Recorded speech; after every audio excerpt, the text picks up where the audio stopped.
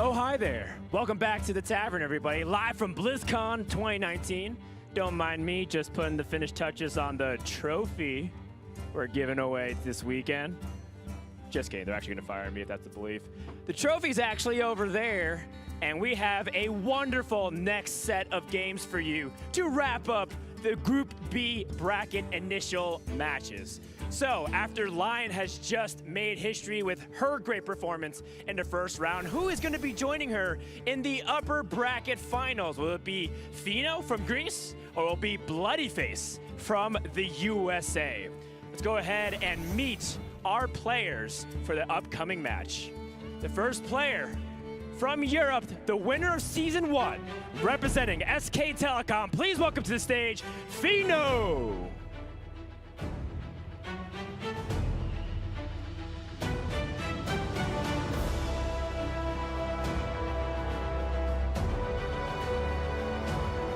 And their opponent, from the USA, representing Lazarus Gaming with a top 4 and top 2 finish in 2018 seasonal championships. Please welcome to the stage, Bloodyface.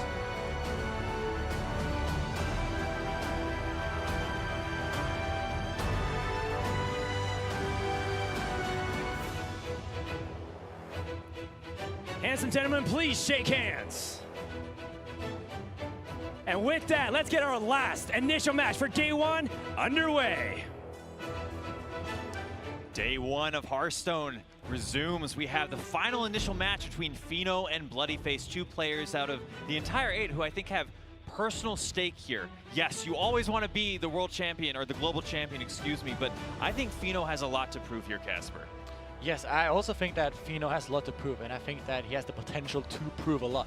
Fino is a long-time friend of mine and practice partner, and he's really been trying hard going into this Worlds. I know that he's been super stressed and prepared, if not the most, very much, and almost the most of anyone for this tournament, and he really wants to win. Well, Fino is someone that has had the peaks and valleys of a competitive career this year. Season 1 of Hearthstone Grandmasters, he found himself in the winning spot in the European region, saying at one point during his interviews that he just can't lose.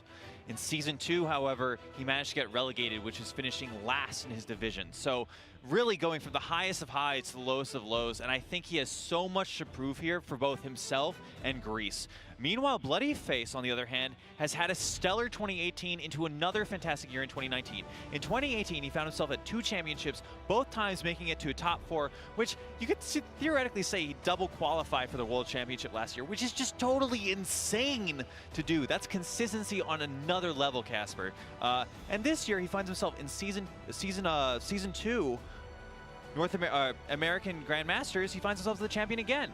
Yes, there's also a super interesting fact going into this specific matchup where both NA and EU currently being 0-1 down in the championship. So the losing region of this battle will be 0-2 down. So we have some EU-NA rivalries happening already here. Yeah.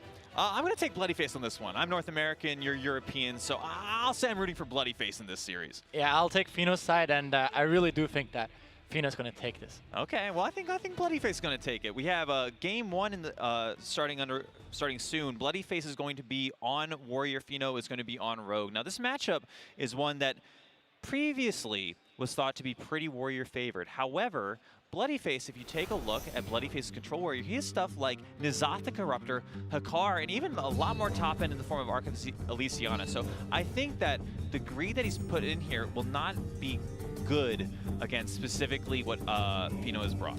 Yes, and also Fino, which the other rogues don't have, has the inclusion of the Spirit of the Sharks, which I think is a very big deal in this specific matchup, because it lets you just generate so much additional value, and sometimes the warrior can't really deal with that. Let's look at the key cards here. Spirit of the Shark works so fantastically with Heist Bear and Togwaggle, giving you those extra treasures that you can choose from. I think that Fino finds himself in a pretty good spot here. A lot better than before Warrior got so greedy, but it's going to be interesting. Bloodyface has a couple key cards here already. Harrison Jones is one of the best cards you can have versus Rogue. Yes, and I think that that's probably a keep. We also have the inclusion of both the Weapons Project and the Harrison Jones, which is a super powerful combo that Warrior has the opportunity to run recently. Very comparable to what Ultimate Infestation used to be for Druid. Oh, when you make that comparison, yeah, it makes a lot of sense. Fino does find, I'd say, pretty powerful hand, though. Rogue is a class that generally just wants to be on the coin. Going second as a Rogue is really powerful. You have a lot of combo cards, such as stuff like Edwin and Evil Miscreant, where when you're on the coin, suddenly you have that 0-mana activator that actually powers him out a turn earlier. So being on the play is not really what Fino wants. However, his hand is still so good. Yes, I also think that after the recent addition of Swashbuckler, Rogue has gotten a lot better on play because now we have more options to actually do on turn 1. One of the things that Rogue didn't really do before was actually playing anything on turn 1, so being on the play wasn't really something you could take advantage of because you couldn't get ahead. I mean, look at this. That Swashbuckler gives Fino a pretty great curve going throughout this game. Yes, he's going to have a little bit awkward turn 3, but suddenly he can just jam this Armor Smith on turn 2, which is not something that Rogues normally do. Yeah, but he also has to think of the possibility of going potentially Vendetta or the Underbill Offense later in the game, because this is the Warrior card he currently has in his hand. No, that makes a lot of sense. So Fino here is taking his time, definitely thinking about this. You have to, man. This is the largest game. This is one of the largest games Fino has played of his entire career. In fact, I think it is. Also, I think that it was pretty interesting in the mulligan. Bloodyface decided to keep the Restless Mummy. Even though he has 2 town cards in his deck, that he really wants to search for in the early game to pick them up. But he thinks that the Mummy is so strong in the matchup that he just wants to keep it without even drawing the town card. One of the more powerful cards, one of the more powerful combos in Warrior right now is Town Crier plus Restless Mummy. Town Crier is a new card that will pull a rush minion from your deck, and Restless Mummy from Saviors of Uldum is one of the strongest rush minions available. So Bloodyface elects to go for consistency over that power spike where he could have had a Town Crier into the Restless Mummy instead of just the Restless Mummy. Yeah, and this game, how it's turning out, seems to be a game where we can see really the potential of Spirit of the Shark. Fino has potentially 2 Spirit of the Sharks here. He can play on curve and then follow up with the Miscreants and generate very much value. As soon as Fino finds a way to cleanly activate these Evil Miscreants with Spirit of the Shark in play, this game is going to be bananas. And now we see the Vendetta picked up, but Fino decided to play the Armor Smith, so it's not active right now. Which I think makes sense, but it's not what Fino wants just yet. Yeah, he really wants to see the cheap spell to be able to pick up the Miscreant next turn after he played Shark this turn. So if you're in Fino's spot here, would you just risk it? Would you just play the Spirit of the Shark hoping that the next card that you draw is an activator? I think it's pretty high likelihood that the next card is an activator. Also, Fino knows that he has the second Shark in hand, so even though this Shark gets dealt with, I think it's pretty reasonable for him still to just have the second Shark as the backup. Makes a lot of sense. Bloodyface doesn't really have a clean answer to this Spirit of the Shark, which is something that he wants to from his perspective. He doesn't know that Fino's hand right now is actually pretty lackluster in activating his combo cards. That means that he could potentially brawl this board, but I think that's maybe a little bit of an overextension of his resources. Yeah, brawling this board is very aggressive, but the Shark is very powerful. Yes. So the Shark just staying at board, I mean, it's not even dealt with necessarily the next turn. 80% of the time. 80% of the time, it works every time. Yeah, sure. that's how it works. But Bloodyface just takes it slow and keeps his resources. Interestingly enough, decides to shield slam the Armor Smith there. Every decision that the players are making right now is just so amplified due to the stakes. You know, that there's so many thousands of dollars on the line for every single game that Fino and Bloodyface play alongside the other competitors. It's ridiculous how much stress you're under in these spots. And Fino not punished, but kind of punished because he did not pick up an activator for any of his combo cards.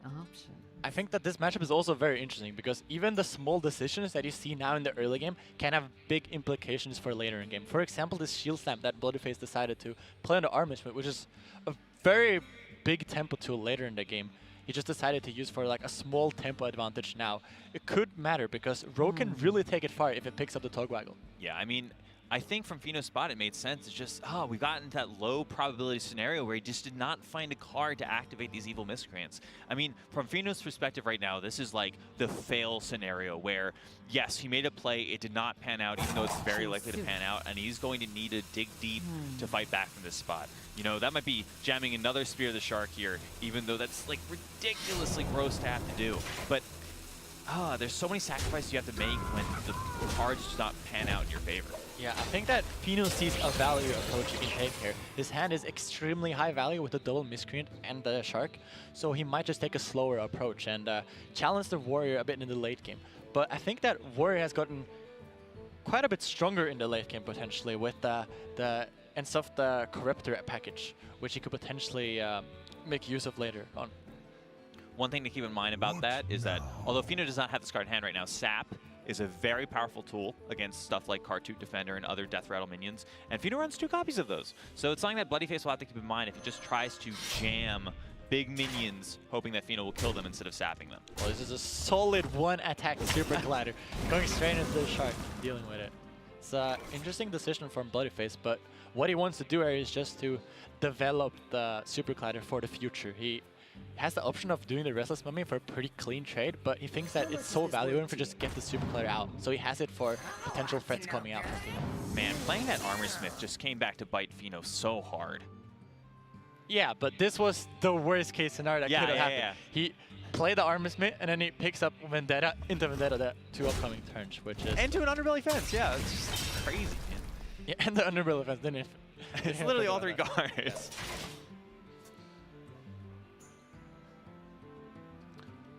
But this game is far from over. From this point on, I think Fino can just gonna look at the long game options, and if he potentially picks up a High Spar on Togwaggle, he can really take it far. And I've seen games swing super fast. And if Bloody utilizes the Harrison Jones to draw cards, he's suddenly vulnerable to just get Waggle picked. And we saw earlier today in Surrender versus Casey how fast the Rogue can just sweep the tables and just finish his opponent. That is very true. That being said, bloodyface still has a lot of defensive options in his hand, stuff like Ziliax, Restless Mummy. I think that bloodyface is on a deck list that does a much better job at stopping that kind of pressure. And even the pressure that we saw, it was a little bit relying on the opponent to slip up a bit. You know, it's not always a guaranteed game plan. Yeah, so bloodyface kind of has to decide here how he wants to approach the game. He could try to just get the board really fast or stay max value with all his resources. What do you think he's going to do? Seems like he doesn't think charges on his Super Collider are that impactful in this game. Yeah, I think he's taking the very slow approach here and just getting the Acolyte down and getting additional cards to the hand. Getting further control of a potential long game. You could say that that Super Collider hit was pretty liberal. He could have just not held back, taken a little bit more damage, save that charge, because Super Collider hits are actually like really impactful against a lot of boards. Yeah, there's also a big consideration of them to just get the defender out as soon as possible, so your Rogue has to waste mana getting the sap down, because Rogue really wants to sap that card, so it doesn't get into the end stuff the Corruptor pool, because the second that end stuff gets out and board gets full, there's almost no answer for the Rogue anymore. Yeah, yeah. That's when you have to start relying on those low scenario outs of like Henchland Burglar finding you Mass Dispel or et cetera, increasingly unlikely stuff. Okay, so Fino decided here to not play the Spirit of the Shark and play a second Miscreant, which is a bit interesting because now he doesn't have the possibility to pair the Miscreant with the Spirit of the Shark anymore, which is quite a lot of value, but it didn't really feel that good with this particular hand too. You got to make sacrifices in Hearthstone. If things aren't going your way, sometimes you have to give up what you want the optimal thing to be to do what you have to. Unfortunately, Fino didn't really have the opportunity to play a Spirit of the Shark before this Evil Miscreant. So I've played a lot of this matchup during the last year, because this is a very classic one with the Togwaggle Rogue versus a Control Warrior. And it's quite spicy what the Rogue can actually do in the matchup, potentially in the late game, with cards like the Ethereal Lackeys and potentially generating Togwaggle schemes or Academic Espionage and a lot of different stuff. Well, with a Spirit of the Shark in play, an Ethereal Lackey could just go technically infinite. You play Ethereal Lackey, you get a random spell from Rogue, and then you discover a Shadow Step, bounce the Ethereal Lackey back to your hand for 0 mana, play it again, discover a new spell, get a Shadow Step, etc., play an Edwin for 200. Now, that doesn't happen very often. That's pretty unlikely. But it can. Yes, it is a possibility. And there's quite a lot of the Rogue spells that do very insane things. So there's always the possibility that something like this can happen in the game. Yeah. It gets increasingly unlikely the more Shadow Steps you need to win, but it can happen. True. Okay, so bloodyface really wants to get full value of this Acolyte. Just trying to get all the cards he could out of it. It's pretty surprising to me that the weapon swing comes out here, even though it doesn't do a full clear. I feel like Super Collider is just so powerful to have at least one charge to threaten. Now Fino doesn't really have to play around it anymore. It might be that bloodyface is seeing himself playing the weapons project together with the Hearthstone in the very near future. That makes a lot of sense, yep. But besides that, the Super Collider is very valuable, so it's a big sacrifice to take there to just do the weapons swing. Yep. I was going to input that it seems like Weapons Project Harrison Jones maybe not comes out next turn just because he would overdraw it from that. Fino finally picks up his Burgle card here. Oh. Arcanite Reaper. That is some damage. Maybe bloodyface hit face, or not hit face. He used his Super Collider swing because he knew Fino would play an Arcanite Reaper off of Blink Fox, and then he would Weapons Project out. The next level. Yeah, I think that the idea of the weapon swing is that it was an okay weapon swing, and at the same time, we really want to play this weapons project together with Harrison to draw even more cards. In the grand scheme of things, it's not a huge deal in this matchup. It's just one of the minor decision points. Yes, I also think that bloodyface is actively trying to avoid the scenario where this goes super late and Fino gets a lot of different discovers. Okay, this is very interesting from Fino here. He's decided to go for a very low value shark. I assume he's hoping it lives. I mean, from Bloodyface's perspective, he doesn't actually have a guaranteed clear against the Spirit of the Shark. Yes, he could go for a 1-in-3 brawl right now, but that sometimes backfires. Well, if the 1-in-3 happens and the Shark lives, then Bloodyface is one brawl down. He did nothing in the turn, basically, because I would say that the 3-3 and the 1-1 is basically unvaluable for Fino at this point. He only cares about the Shark. And I think this is good recognition from Fino, and a lot of pro players do this, but especially at the top level where, yes, he knows Brawl is the card that is going to be in Bloodyface's hand, but a lot of times you're just going to be a spot where that 1-in-3 is your out to win. You know, he understands that he's in an unfavored spot 1-in-3 times. He actually gets way back in the game if the Shark lives. So good recognition from Fino, even though it didn't pan out in this specific instance. Yeah, quite unfortunate for Fino there, having the 1-1 end up surviving the brawl, but it's definitely a risk Fino knew was possible. He knew that the brawl could be there and he could lose the brawl, but he doesn't see himself in a very good spot right now, and he felt that getting the Shark out there was worth it. And honestly, from Fino's perspective, maybe this is a sign to start going for an Edwin. He just forced out a brawl. Maybe the second brawl or Plague of Wrath isn't in Bloodyface's hand, and he can just land a huge Edwin. Fino has a clever disguise now, and a lot of things happen from that. Seance! You could, okay, well that's another way to do it. Instead of Shadow Stepping, you just Seance off Clever Disguise, the Ethereal Lackey, just get infinite cards that way. Yeah, so it's interesting to see what he decides to do here, because there's different things he can decide to end up seancing. Seance is a very interesting card because you can also seance your opponent's minions, right? So Fino at this point probably thinks about, oh, is there something I want from my opponent's deck? What can I get from my deck? And how does everything pan out in the end game late pan? I think the game plan right now for Fino is just make a big Edwin if possible. Yeah, he just saw a brawl, right? So he shouldn't be that afraid right now. Imagine seancing the Edwin if he's doing this last. There's another world where you could seance the Ethereal Lackey and try to do something with that the next turn instead of an Edwin. But this makes a lot of sense, I believe. Yeah, I believe Edwin is the more consistent approach, while Ethereal Lackey has some very big upside with potential rolls from it. Yeah, Clever Disguise and do another seance. Yeah, potentially. That could happen. That's what did happen. Yeah, and we have seen previously today that things happens twice a lot. We saw the 2 Pyromancers, we saw the 2 Candle Takers, so why wouldn't we just see the 2 Seances this time? What I like about this game so far is I think Fino has been playing it pretty spectacularly, even though things have really not been going his way. The turn where he did not get an activator for his Spirit of the Shark was, it's not what you want to see at this stage of competition. It is like the worst case scenario, and he's still playing through it. He's still trying to find his best chance to win, which I think he's been doing a really good job of. Yes, I also think that right now in the game scenario, we also see why this warrior is necessarily that strong versus the rogue. We see that his hand is super expensive, and he doesn't have quite a lot of good options to deal with a wide board that Fino has right now, and he has to use all his best cards. I like bloodyface not using the Brawler Plague of Wrath here. He realizes that he can just clear the Edwin without... Oh, Shadow Step. That's a card that we were talking about earlier.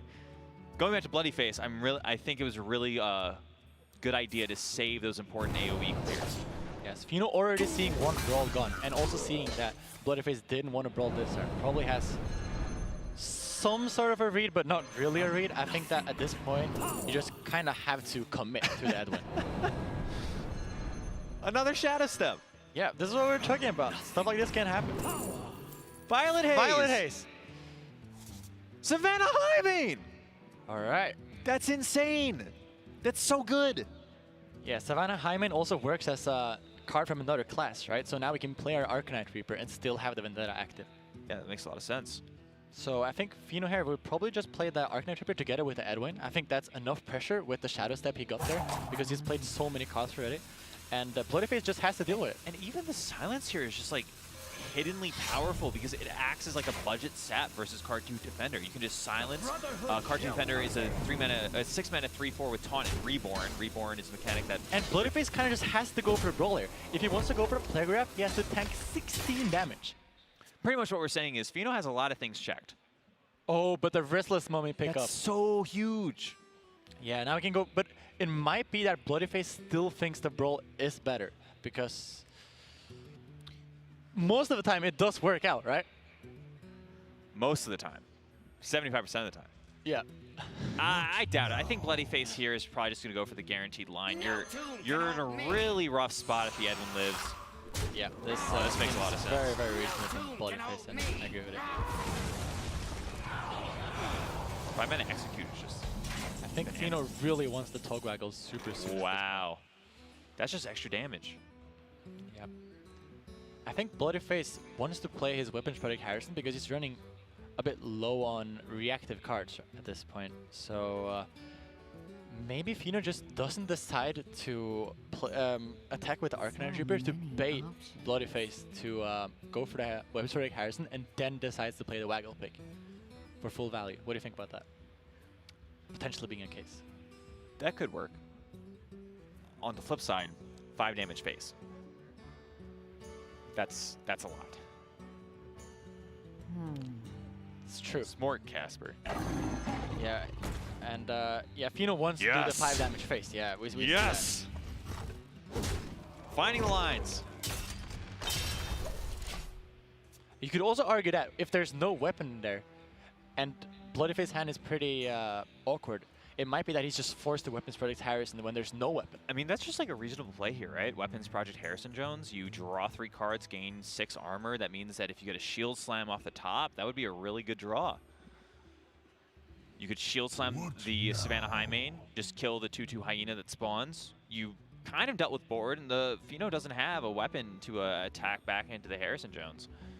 Yeah, I also wonder when bloodyface is planning on getting these defenders out. It's always really hard to time because you're super afraid of just using your entire turn on playing the defender and then get sapped. And you're super behind all of a sudden and you're in a very bad spot. So being able to time that in the perfect way is very difficult, and it'll be interesting to see how bloodyface approaches it. Sap is just so powerful that I think bloodyface is under too much pressure right now to go for it. If his Cartoon Defender gets sapped, yeah, I mean, the fact that Fino hit face last turn actually makes bloodyface have to do this before the Waggle Pit comes down. Yeah, and that's what Fino realized, right? There's the Shield Slam. Oh, that's a very big pickup. That's for very bloodyface. important. Yeah, if it didn't see the Shield Slam there, the Highmane was extremely terrifying for the future, because bloodyface didn't really have an efficient way to deal with that while dealing with the rest of the board.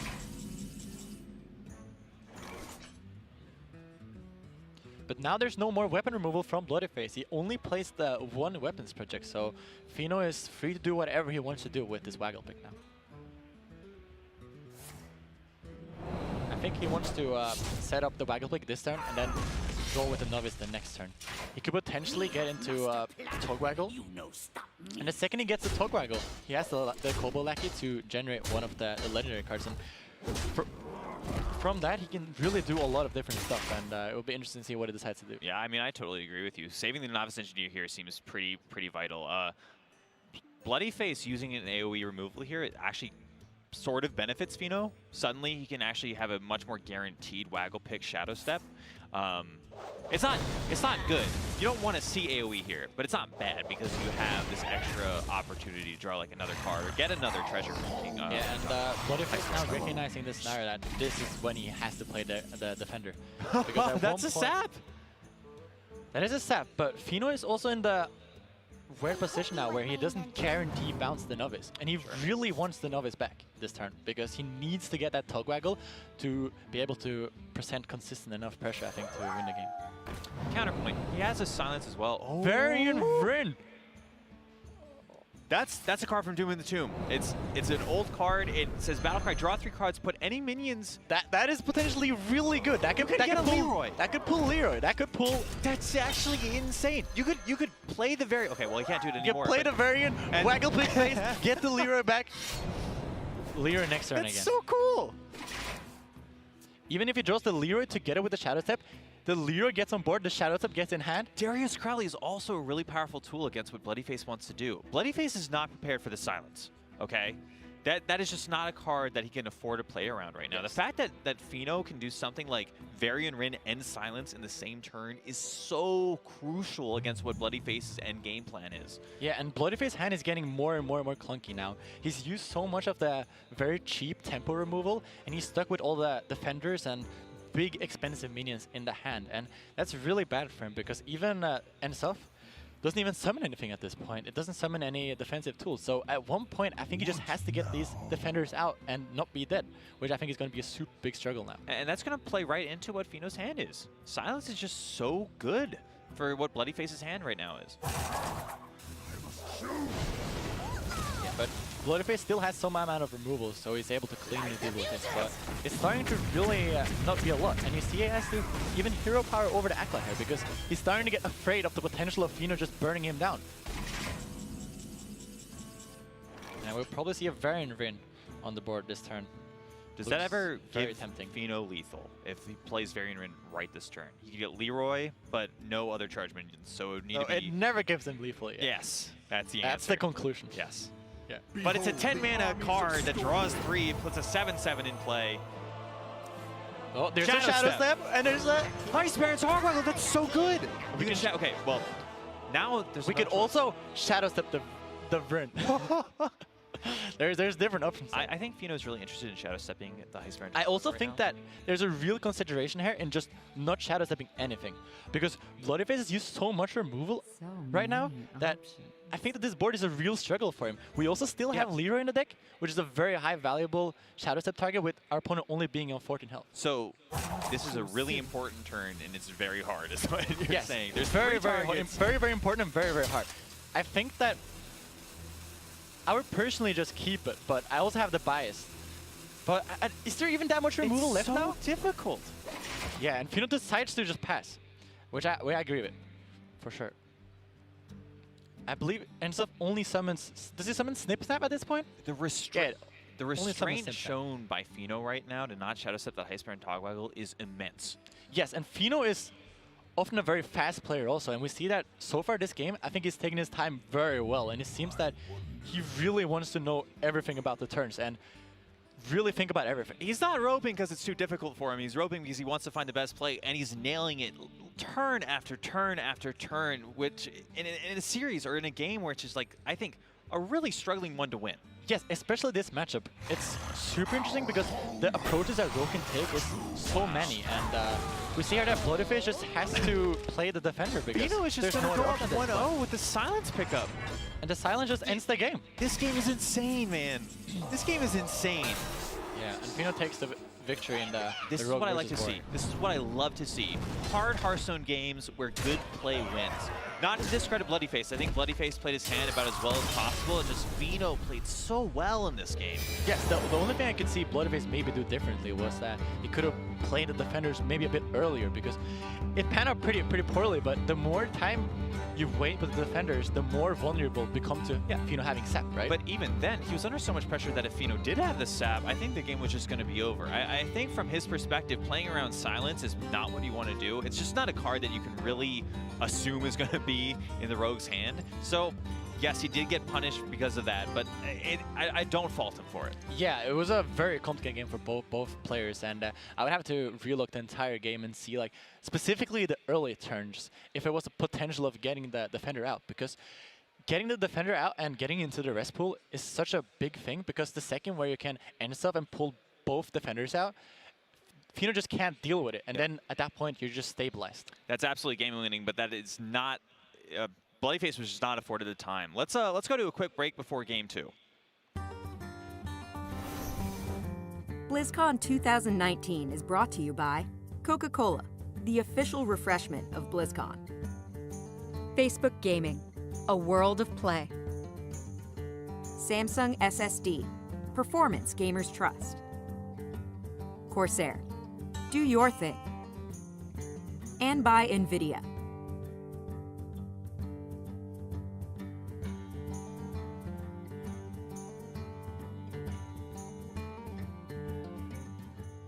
Bloodyface.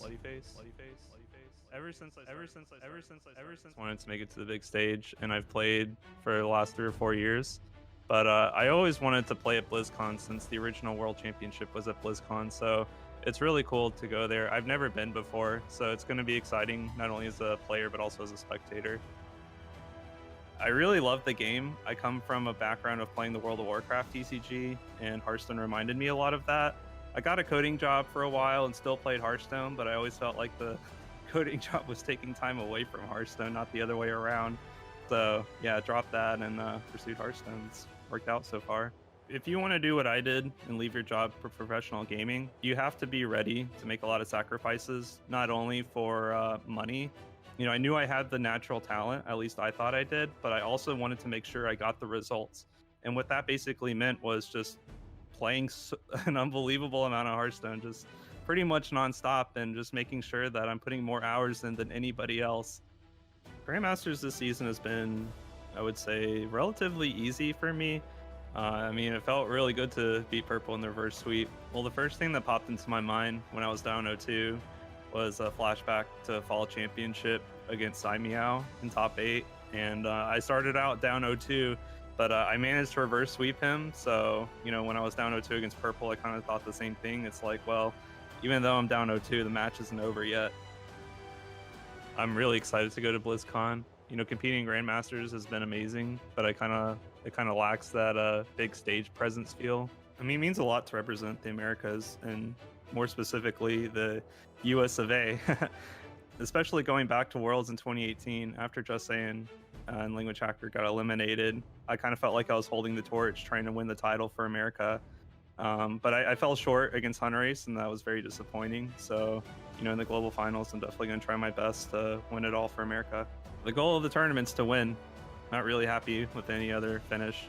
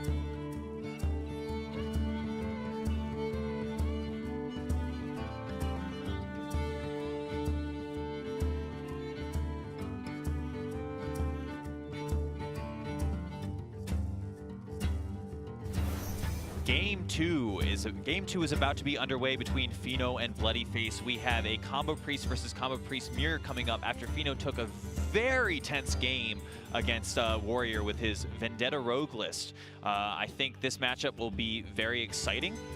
Combo Priest matchups are often volatile, where the early hands, mulligans determine most of what's going to happen, you know, but there's still a ton of room for outplaying the opponent. If you can figure out what your opponent's going to mulligan for, what their early turns are going to be, you can get them.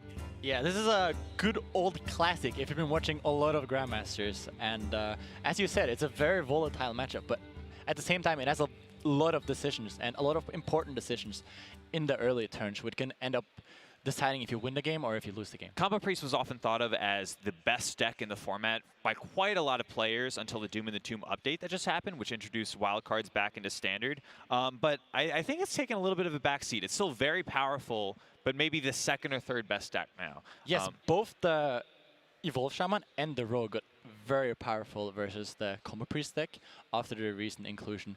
We even saw in Bucharest that a lot of the players which had a lot of success decided to target the Combo Priest in the tournament, which led to a lot of the Combo Priest not doing so well, and a lot of the better lineups and the lineups with more success have a Rest Priest, which we haven't seen any of this tournament. A little bit differences in formats lead to a large difference in lineups.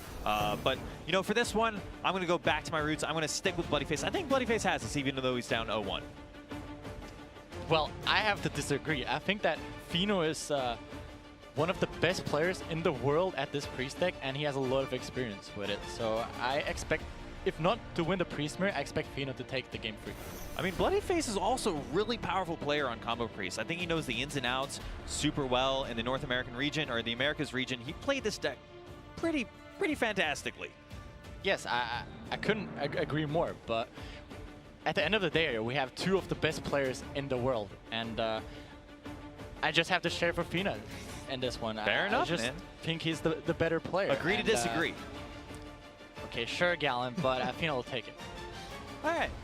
Bloodyface, they're running very similar lists right now. They both have Bonsomni, which is actually an inclusion that you put in there. You got Rank 1 Legend with it a couple months ago. Bonsomni pulls all of the one-cost cards, or one-cost minions from the deck. Yeah, it's inclusion I think was kind of needed after the nerf to extra arms, which was how the Priest functioned before. They had the very powerful 2-mana extra arms, and with that gun, Priest kind of didn't have the powerful early game anymore to be that strong, so it needed some additional boost in the late game so it can take it even further. And Bonsomni was a very great addition for that.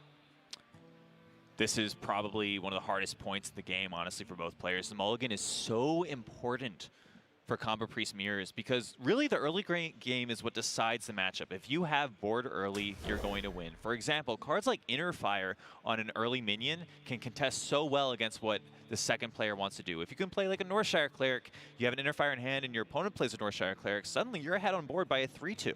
Yes, and everything here is about getting that swing turn as soon as possible. And we even see Fino mulliganing High Priest Amit, which is considered one of the strongest cards in this deck, just because he doesn't think it's fast enough. It comes down 3, it doesn't come down turn 1.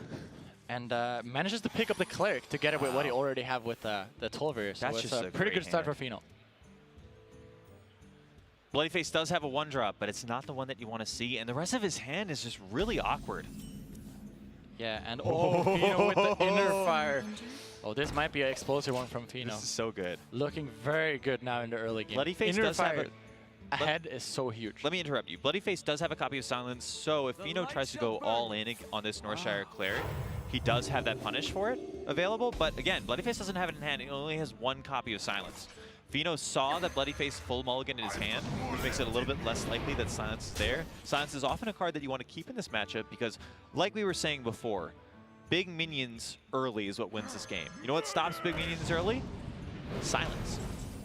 Exactly, but even with Silence, I think it's super important to be able to get back the board after Silence. We've even seen scenarios where you silence a very big minion, but since you don't have anything to have after it and really just make use of the silence more, it just isn't enough. And the Priest player as a head just keeps on piling on.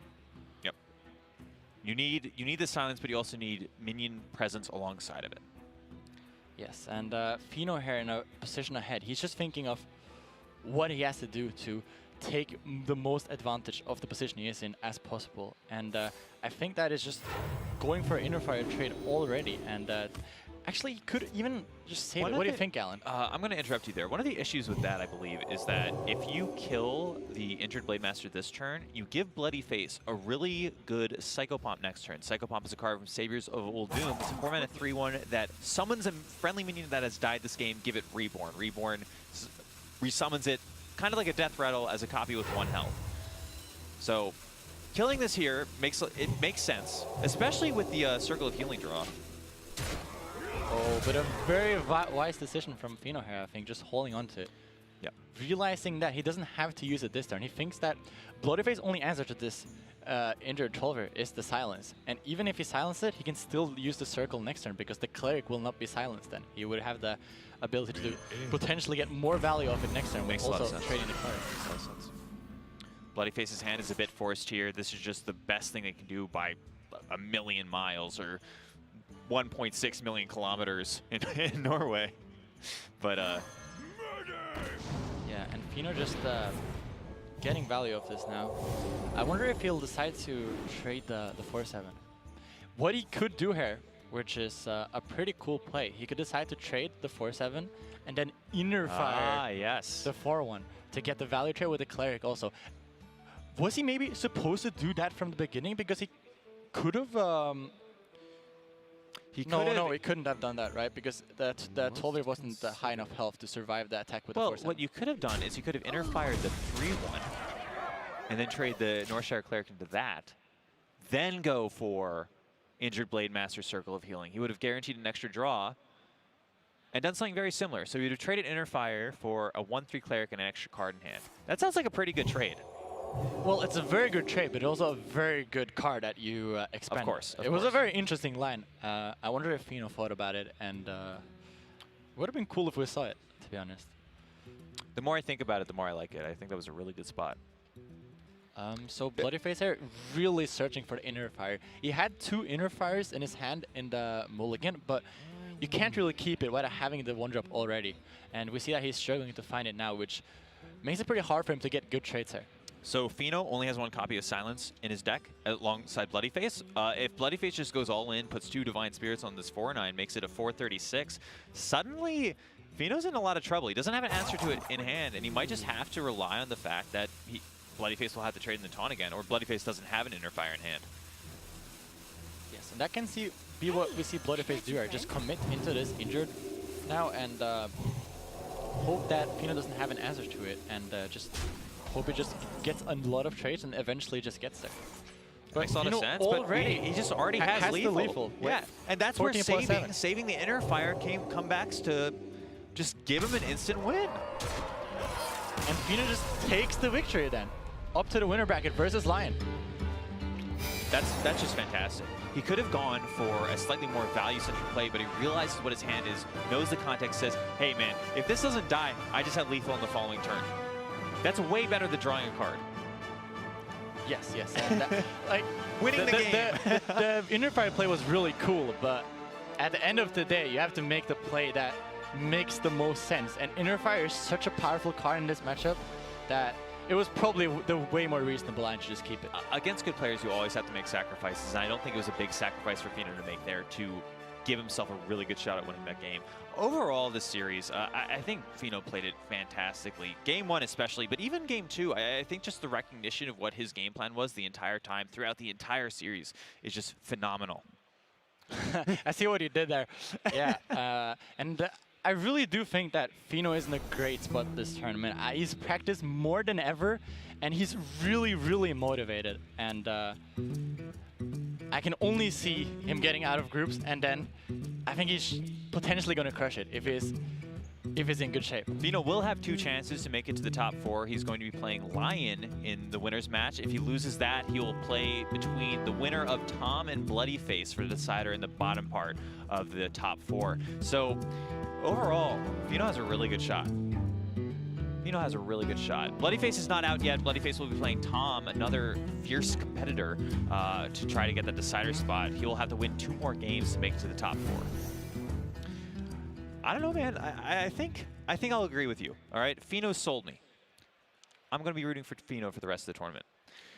Here's a little secret. I was actually rooting for Fino before the tournament started, so this is a really good cop-out excuse. Well, but I'll be rooting for Fino. also, we have to continue the EU versus NA rivalry. Right. Now we currently see, I'm a big Europe fan, right?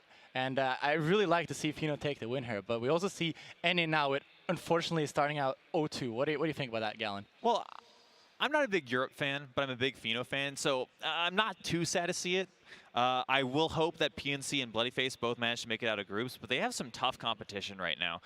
Casey and Tom are both really fantastic players. Let's go to a quick break, but stick with us, guys. We have some more exciting Hearthstone coming up.